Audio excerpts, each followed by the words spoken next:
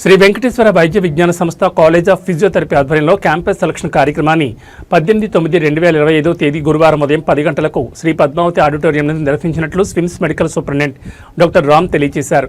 స్విమ్స్ సంచాలకులు మరియు ఉపకులపతి డాక్టర్ ఆర్వి కుమార్ మాట్లాడుతూ స్విమ్స్ నందు ఎంతో మంది ఫిజియోథెరపీ, నర్సింగ్ మరియు అలైడ్ హెల్త్ సైన్స్లో విద్యాభ్యాసం పూర్తి చేసి విదేశాల్లో వివిధ హాస్పిటల్స్ నందు పనిచేస్తున్నారని, ముఖ్యంగా ఫిజియోథెరపీ నేర్చుకుని తద్వారా శిక్షణ పొంది మంచి ఉపాధి అవకాశాలు అందుకోవాలని ఆకాంక్షించారు.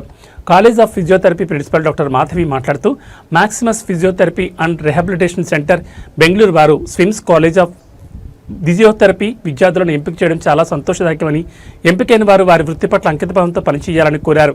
ఈ కార్యక్రమంలో పాల్గొన్న అతిథులు ఫిజియోథెరపీ శిక్షణ పట్టు సాధించి వృత్తిపరమైన నైపుణ్యాలను పెంచుకుని కల్పించిన అవకాశాలను సద్వినియోగం చేసుకోవాలని కోరారు.